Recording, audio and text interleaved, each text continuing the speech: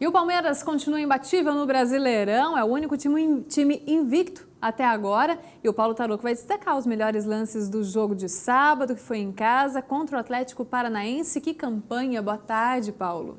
Boa tarde, Carla. Boa tarde a todos. Que campanha de encher os olhos do torcedor do Palmeiras, é verdade. Venceu mais uma, né?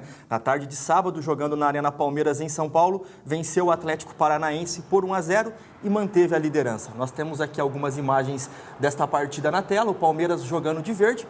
Por jogar em casa, começou marcando pressão, aquela marcação feita ainda no campo do adversário, tentando dificultar a saída de bola. Aos poucos, o Atlético do Paraná foi se achando. Também criou chances, um jogo bem aberto, as duas equipes buscando o ataque. E o Palmeiras conseguiu o seu gol aos 32 minutos da segunda etapa. O Dudu sofreu um pênalti que o Rafael Veiga, ex-jogador do Atlético Paranaense, aquela famosa lei do ex, né, Carla? O Rafael Veiga foi lá e marcou o gol que deu a vitória ao Palmeiras, que agora soma 19 pontos e na próxima rodada encara o Avaí, novamente em São Paulo, o jogo que será na quinta-feira à noite. E o São Paulo enfrentou o Lanterna, não saiu do 0-0 num joguinho feio, hein? Carla, pior que você tem razão, o torcedor do São Paulo, que nos desculpe, eu assisti o jogo, cheguei a essa conclusão também. O São Paulo, que não vence as 6 partidas, ficou no 0-0 com o Avaí ontem na ressacada lá em Florianópolis. Um jogo que desde o início já dava indícios que seria fraco tecnicamente e infelizmente foi. Infelizmente para o torcedor do São Paulo, né? Poucas chances. Na segunda etapa a partida ainda melhorou um pouco, o ritmo aumentou um pouco, mas o São Paulo insistindo em jogadas pelo meio, faltou criatividade, algo que a gente já vem falando aqui nos últimos tempos em partidas do São Paulo, né? Infelizmente para o torcedor do São Paulo esse filme se repetiu ontem e com esse empate agora a equipe soma 13 pontos. Joga também na quinta-feira à noite contra o Atlético Mineiro, lá em Minas Gerais. Teve empate também em 0-0 no jogo do Corinthians, mas não foi por falta de ataque. Aí sim teve belas defesas, né? Ao contrário do 0-0 do São Paulo, 0-0 entre Corinthians e Cruzeiro lá em Minas, também no sábado à noite, foi um pouco mais movimentado. Apesar que na primeira etapa, tanto o Corinthians quanto o Cruzeiro tiveram atuações mornas. Na segunda etapa, os treinadores mexeram, buscando o ataque, aí sim a qualidade do jogo melhorou um pouco.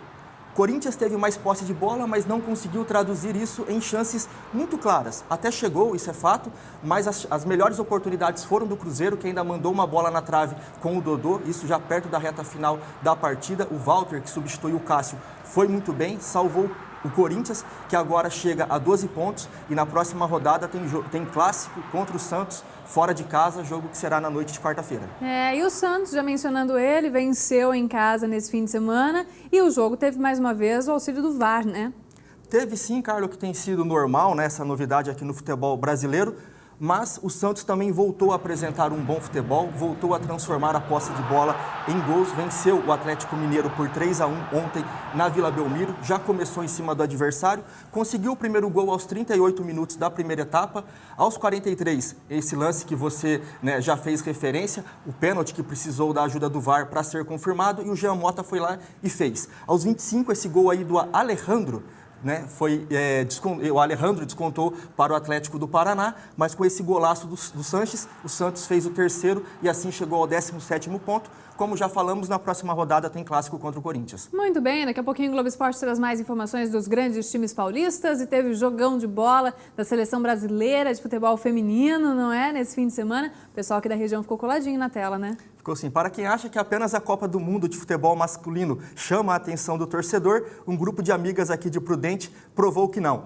Além de torcedoras da seleção feminina, que estreou na Copa da França ontem com vitória por 3-0 sobre a Jamaica, aqui na tela da TV Fronteira, elas provaram que entendem de festa, mas também de bola rolando. E é o que a gente vê agora na próxima reportagem, então.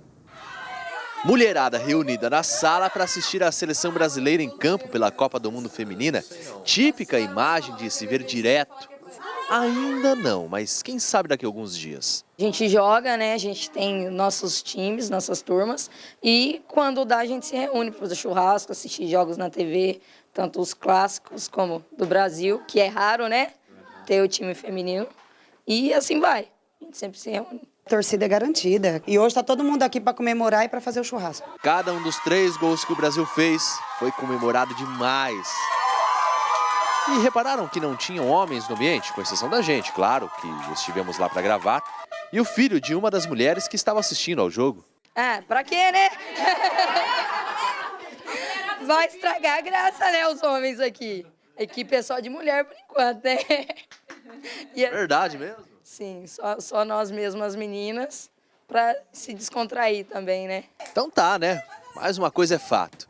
Mesmo o Brasil tendo ganhado por 3-0, quando se perde um gol praticamente garantido, como foi o pênalti no primeiro tempo, quase todo mundo se garante. Ela bateu meio mal, acho que ela tinha que ter visto mais, assim, revisto mais e ter batido mais no canto. Ela bateu muito em cima, né? Se fosse você, faria? Ah, com certeza.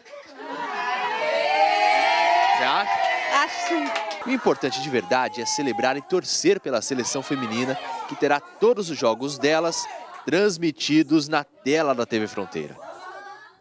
Muito bem, gostei da confiança da Damares, hein? Verdade, né, Carla? Só relembrando, para quem não viu o jogo, né? Vitória por 3-0 com o show da Cristiane, 3 gols. E na próxima quinta-feira, 13h, o Brasil volta a campo quando enfrenta a Austrália pela segunda rodada. E teve jogo difícil para o Oswaldo Cruz nesse fim de semana, terceiro jogo do retorno, mais uma derrota, né? Infelizmente, a quarta do time na competição. Oswaldo Cruz também perde uma série invicta que já durava 2 jogos, sem derrota, também sem levar gol.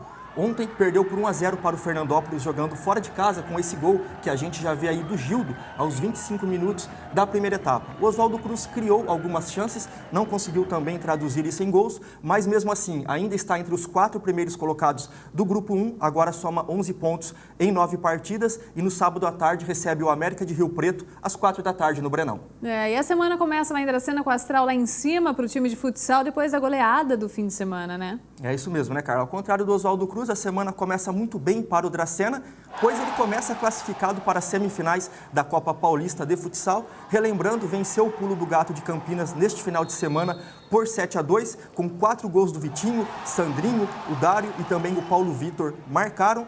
E o Dracena agora aguarda a confirmação da data e do adversário na semifinal. Mas antes, hoje, tem São Carlos e Barueri fechando as quartas. Então, no decorrer dessa semana, a gente terá novidades aqui do Dracena, viu, Carla, para estar atualizando o torcedor aqui do Oeste Paulista. Você vai contando, vai atualizando o torcedor que assiste ao FN1 e o torcedor que acessa o GE também, né, o Globo Esporte? Ah, sem dúvida, né, Carla? Vamos então aos destaques do portal globesport.com/TV Fronteira. E falando no futsal de Dracena, nós conversamos com o Edilson Leite, treinador do time, sobre essa última vitória goleada sobre o Pulo do Gato. Dracena, que vinha se destacando no quesito ofensivo, também foi muito bem na defesa, que não vinha rendendo tão bem nos últimos jogos da primeira fase, mas melhorou. Isso agradou o treinador Edilson Leite e, sem dúvida, aumenta a confiança do time, já pensando em uma semifinal. O segundo destaque do portal vem do quadro Eu Atleta, ele que está aqui todas as segundas, né, Carla? Parceria do portal com o Perdendo Peso, Ganhando Saúde do Bom Dia. Já que estamos na Semana dos Namorados, né, a história de um casal de rancharia, a Naira e o André, que se uniram para perder peso, deixar a saúde em dia. Vale conferir a história dos dois, tá lá também no portal, viu, Carla? Muito legal, boa parceria, né? Semana dos Namorados com boas histórias de amor e perda de peso, mais saúde para eles. Obrigada, viu, Paulo? Valeu, Carla, bom começo de semana para você. Obrigado a todos. Tchau, Valeu. tchau.